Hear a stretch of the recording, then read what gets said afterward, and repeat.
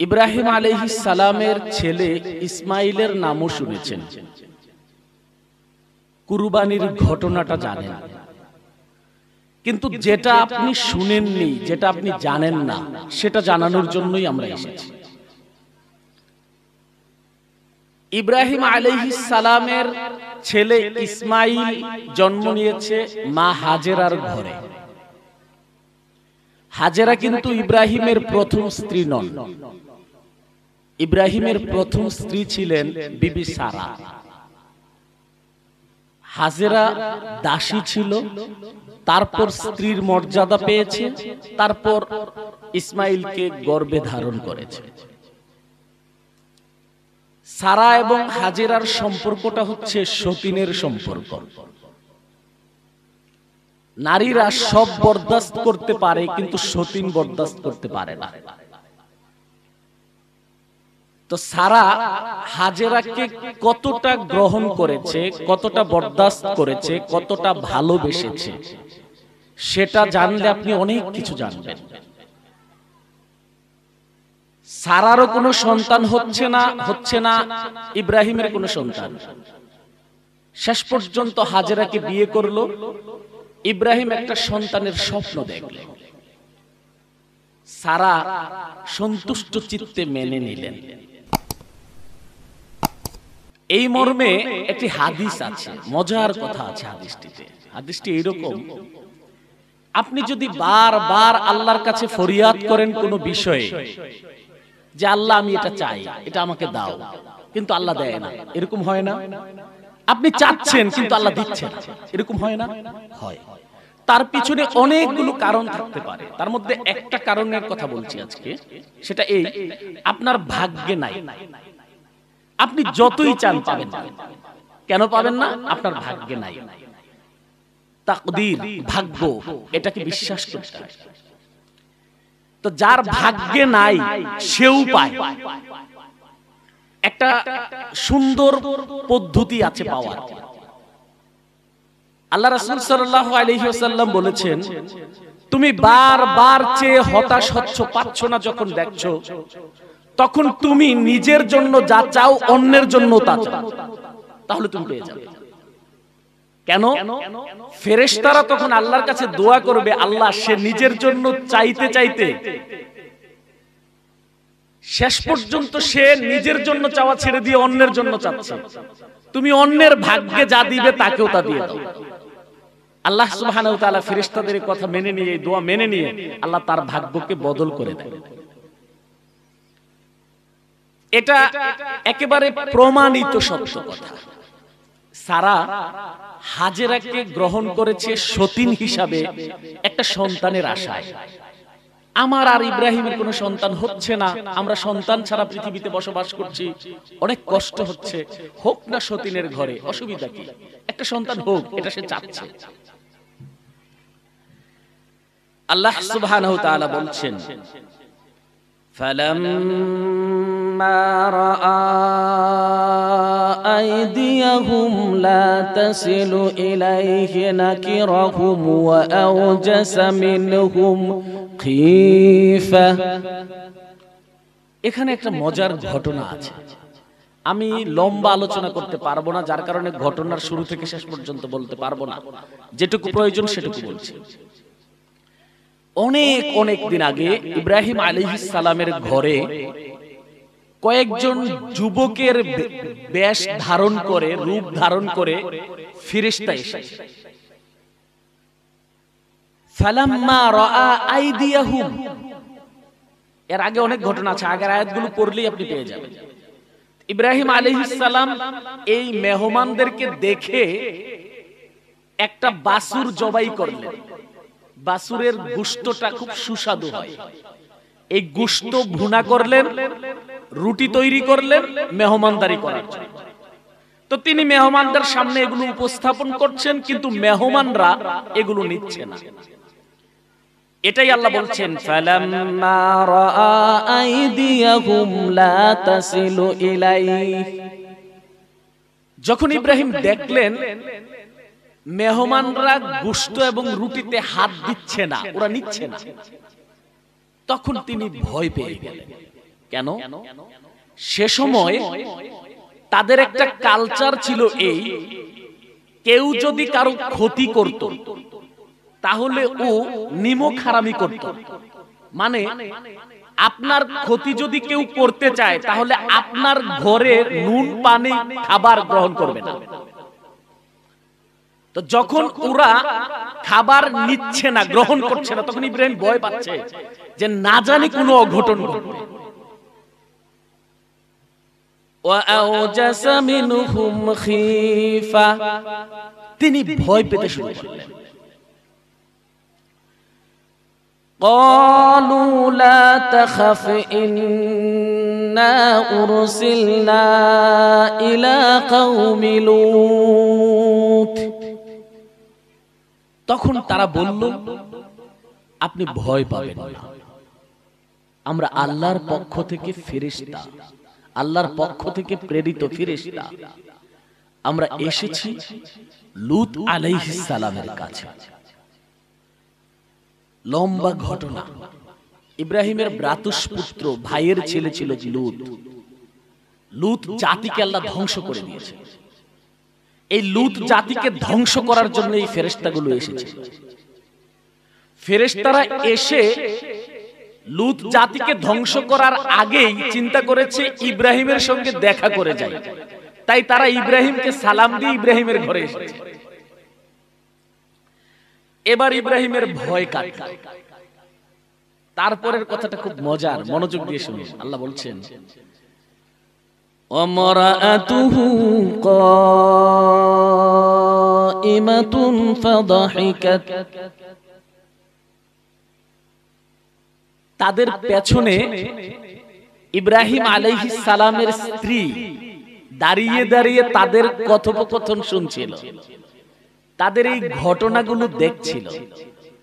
ইব্রাহিমের স্ত্রী তাদের এই কথা শুনে হাসলেন। ফাবাশশারনাহা বিইসহাক, ফেরেশতারা ইব্রাহিমের স্ত্রীকে সুসংবাদ দিচ্ছে তোমার ছেলে হবে, ইসহাক হবে তার নাম। সুবহানাল্লাহ। যেই সারার কখনো ছেলে হয়নি, কখনো কোনো সন্তান হয়নি, কখনো তিনি গর্ভে কিছু ধারণ করেননি, তিনি ছিলেন বানজা, বয়স ৮০-র উপরে। এইরকম একটা সময়ে তাকে সুসংবাদ দেয়া হচ্ছে তোমার ছেলে হবে, তার নাম হবে ইসহাক। হাজেরার ঘরে হলো ইসমাইল আর সারার ঘরে হলো ইসহাক। সারার ঘরে ইসহাক কখন হলো? সারা যখন স্যাক্রিফাইস করলেন হাজেরার জন্য, আল্লাহ হাজেরাকে পুত্র দেওয়ার সঙ্গে সঙ্গে সারাকেও দিলেন, ইসহাককে দিলেন। আল্লাহ যখন দেন কত বেশি দেন, আপনাকে আমি কি দিয়ে বুঝাই। এবার দেখুন আরো কথা আছে। আল্লাহ বলছেন وَمِنْ وَرَاءِ إِسْحَاقَ يَعْقُوبَ, শুনো, শুধু ইসহাক হবে এমন না, ইসহাকের ঘরেও ছেলে হবে, তার নাম হবে ইয়াকুব। আপনি একবার ভাবুন তো, হাজেরাকে আল্লাহ সুসংবাদ দিয়েছেন ইসমাইলের, আর সারাকে কার সুসংবাদ দিচ্ছেন? ইসহাকের ছেলে ইয়াকুবের, দুইজনের। হাজেরাকে সুসংবাদ দিয়েছিলেন শুধু ছেলের, ইসমাইলের, আর সারাকে সুসংবাদ দিচ্ছেন ইসহাকের এবং ইসহাকের ছেলে ইয়াকুবের, দুইজন, মানে ছেলে এবং নাতির সুসংবাদ সহ। আপনি চিন্তা করতে পারেন আল্লাহ কত বেশি দেন।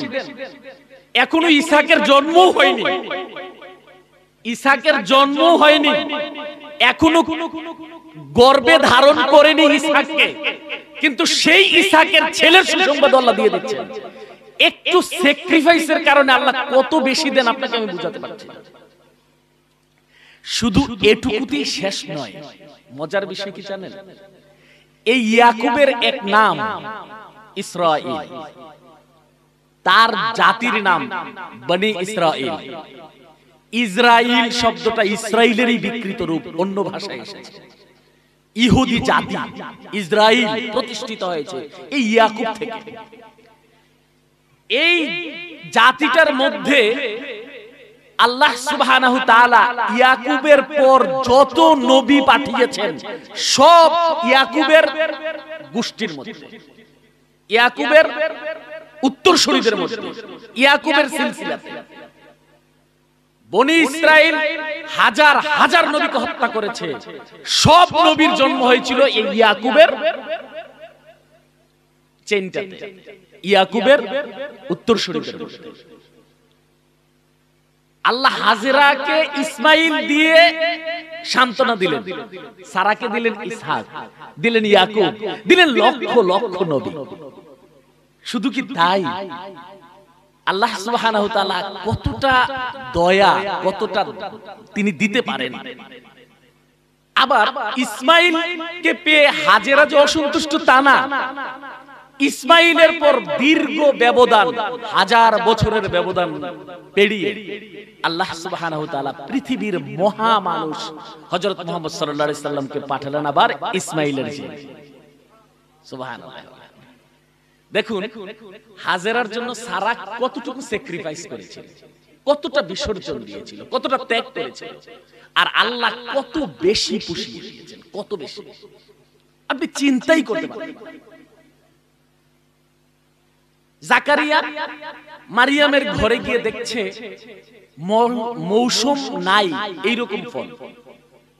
তখন সে মারিয়ামকে জিজ্ঞেস করছে, আন্না লাকি হাযা ইয়া মারিয়াম, হে মারিয়াম এগুলো কি, কোত্থেকে পেলে তুমি? এই সিজনে তো আঙ্গুর আপেল হওয়ার কথা না, আনার থাকার কথা না, তোমার ঘরে এগুলো কি করে আসছে? মারিয়াম তখন বললেন আল্লাহর পক্ষ থেকে। তখন জাকারিয়া, কোরআনে এসেছে আপনি পড়ে দেখুন, সূরা ইমরান পড়ে দেখুন।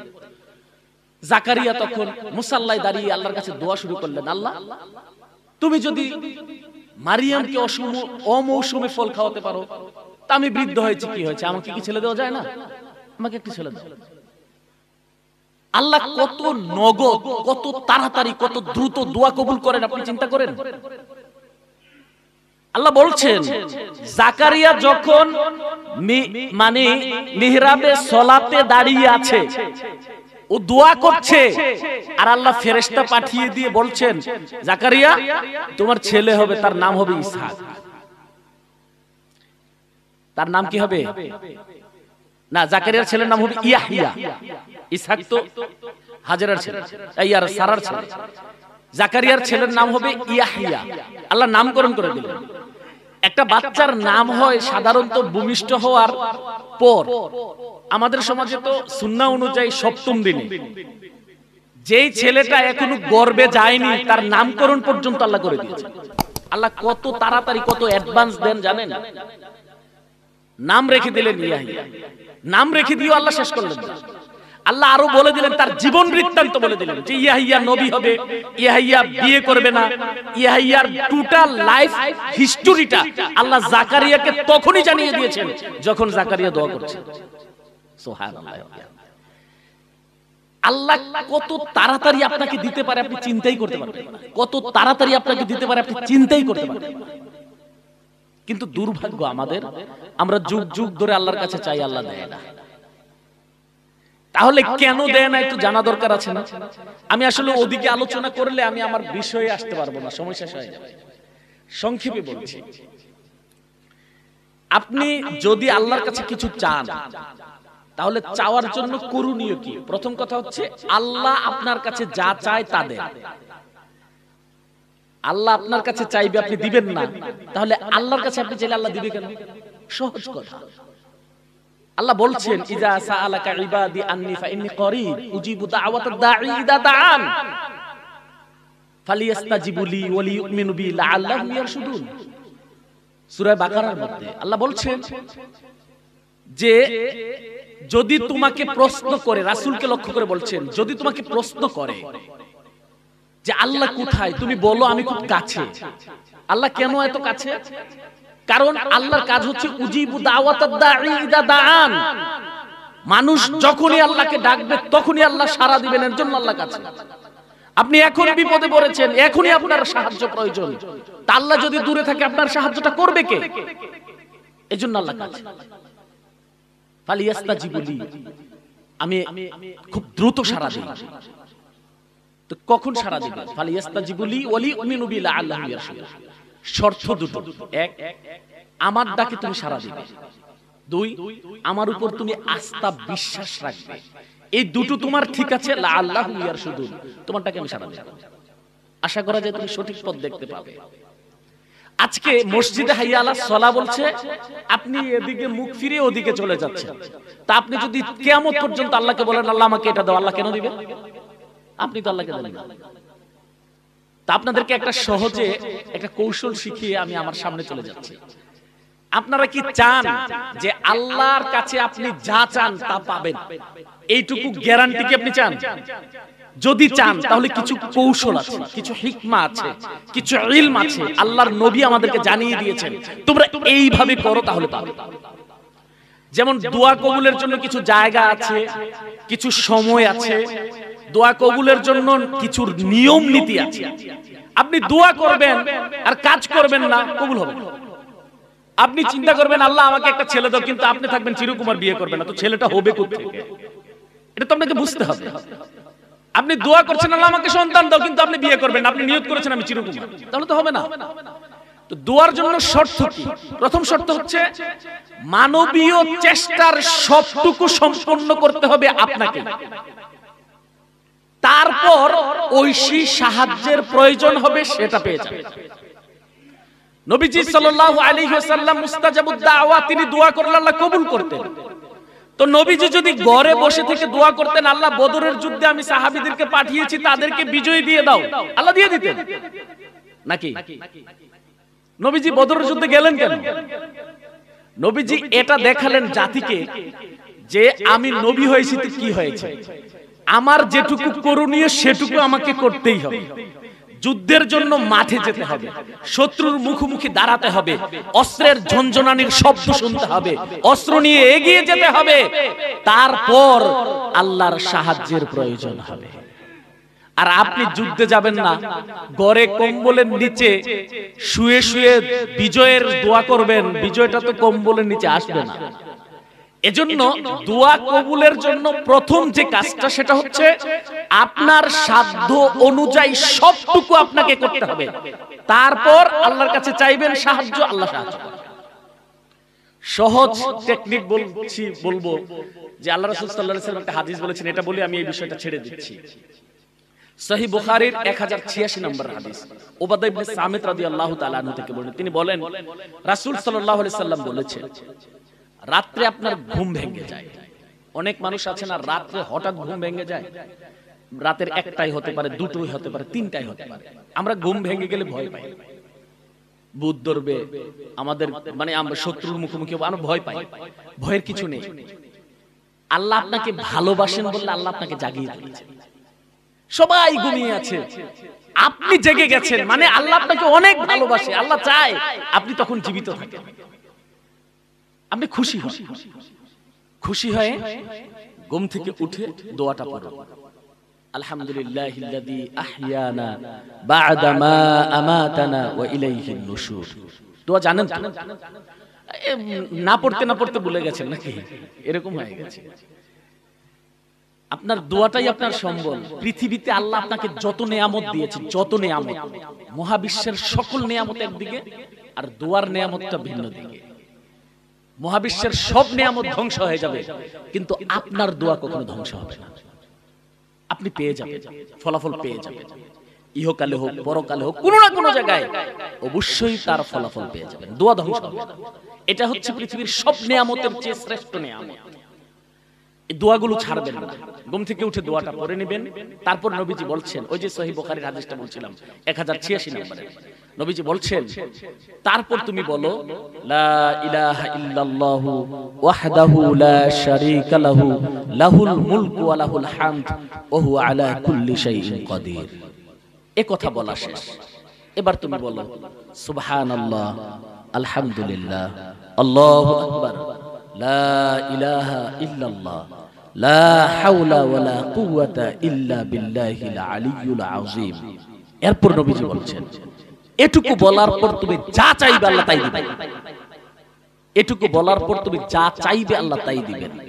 তখন নবীজি কি চাইবেন এটাও বলে দিয়েছেন। আপনি তখন বলবেন আল্লাহুম্মা গফিরলি, আল্লাহ তুমি আমাকে maaf করে দাও, আর কিছু চাই না, তুমি আমাকে maaf করে দাও।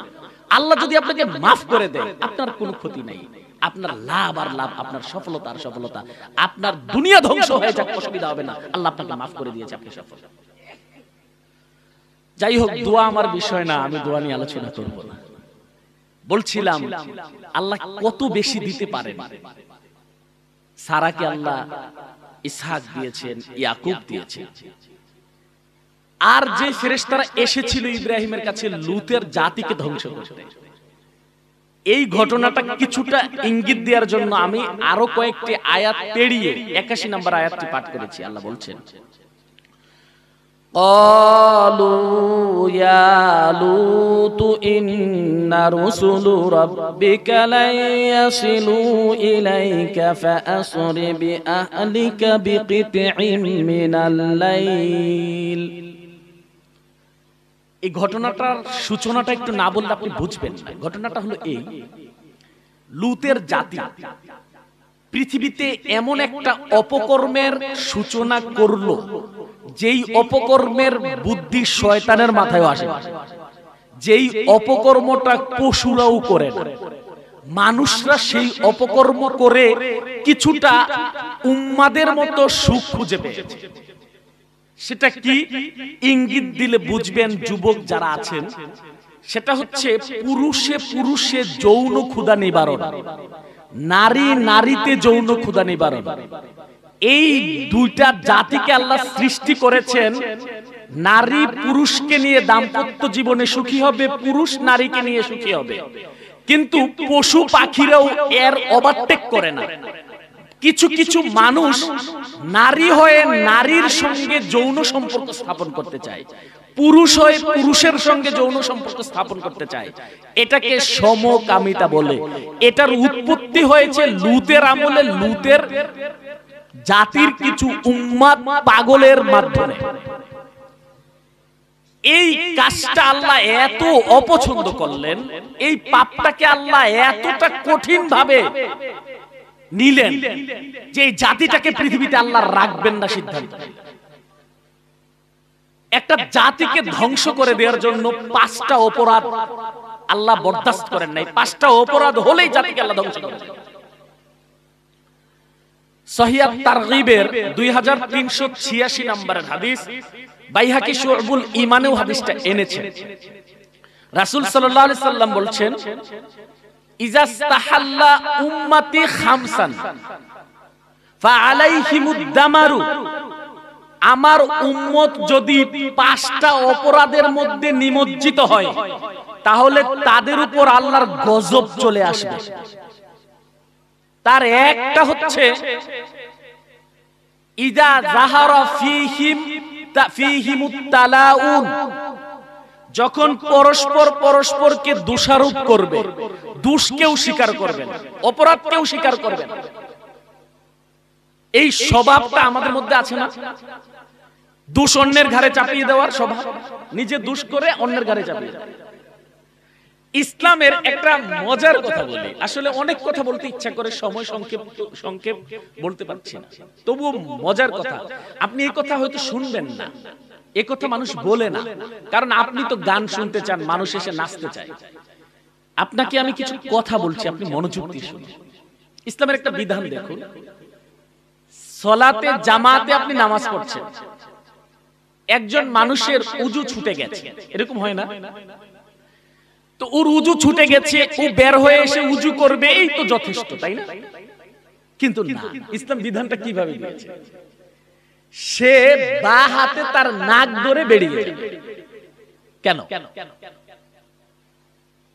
অর্থাৎ সে যদি বা হাতে তার নাক ধরে বেরিয়ে যায়, তাহলে আপনি যদি একটা দুর্গন্ধ অনুভব করেন, আপনার আর এটা নিয়ে ভাবতে হবে না ওটা কার মাধ্যমে ছড়ালো। এটা নিয়ে ভাবতে হবে না, ওটা নিশ্চিত হয়ে যাবে। নামাজে ওই সমস্ত চিন্তা করার টাইম নাই, সময় নেই, আপনি ওই সমস্ত চিন্তা যাবেন না। আর যার এই ঘটনাটা ঘটেছে সে নাক ধরে নিজেই প্রমাণ দিবে যে আমিই দোষী, আমি বেরিয়ে যাচ্ছি। এটার নাম ইসলাম। ইসলাম দোষকে স্বীকার করাটাকে অন্যায় মনে করে না, বরং দোষ স্বীকার করে তওবা করার মধ্যে পুণ্য রয়েছে বিশ্বাস করে।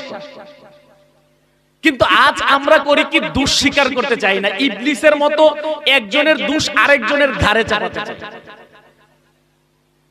এই কাজটা যারা করে, যে জাতি করে, ওই জাতিকে আল্লাহ ধ্বংস করে দেয়। এটা সৃষ্টির মধ্যে অত্যন্ত ভয়ানক একটা পাপ। দুই, আল্লাহর নবী বলছেন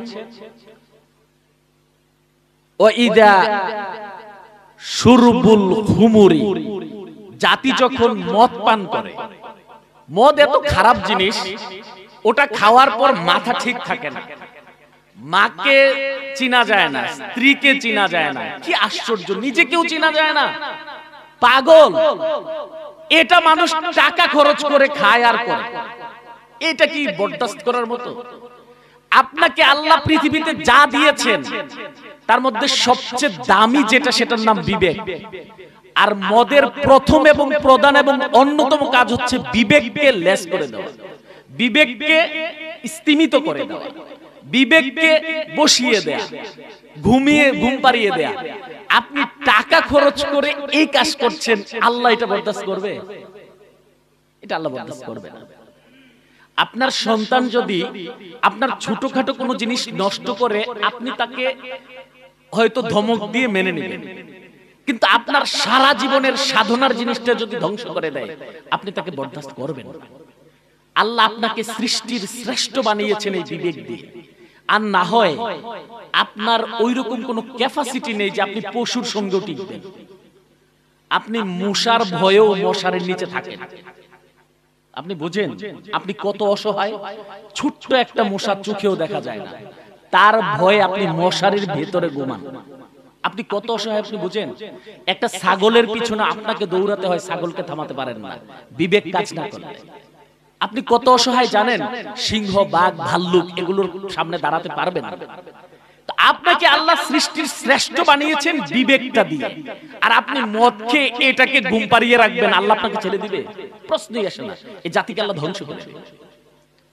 তিন, তারপর নবীজি বলছেন ওয়ালাবিসুল হারিরা, জাতি যদি রেশমি কাপড় পরে, সিল্ক পরে, ওই জাতিকে আল্লাহ ধ্বংস করে দেন। কাপড় নিয়ে কিছু কথা বলতেই হচ্ছে, মা বোনেরা একটু মনোযোগ দিয়ে শুনবেন। পর্দা এটা ফরজ, পর্দা আপনার নিরাপত্তা, পর্দা আপনার মর্যাদা, আপনার সম্মান, পর্দা আপনাকে জান্নাতে নিয়ে যাবে। আর বেপর্দা আপনাকে এই দুনিয়াতেই ধ্বংস করে দিবে। কুকুর, শুকন যেমন ছিঁড়ে ছিঁড়ে ময়লা খায়, আপনাকে ওইভাবে টেনে হিচড়ে আপনার চরিত্রকে ধ্বংস করে দিবে এই দুনিয়াতে। অথচ আজ মুসলিম জাতি পর্দাকে ভুলে গিয়ে বেপর্দায় গা ভাসিয়ে দিয়েছে। বড় পরিতাপের বিষয়। দেখুন, আপনি ইসহাক, ইয়াকুব তাদের মায়ের কথা শুনেন, আপনি ইসমাইলের মা হাজেরার কথা শুনেন, আপনি তাদের ত্যাগ, আসিয়ার কথা শুনেছেন, ফেরাউনের স্ত্রী, আপনি মারিয়ামের কথা শুনেছেন, ঈসার মা, তাদের ত্যাগ, তাদের চরিত্র, তাদের আদর্শ, তাদের নীতি নৈতিকতা, তাদের স্বভাব, এগুলো কি আপনি জানেন?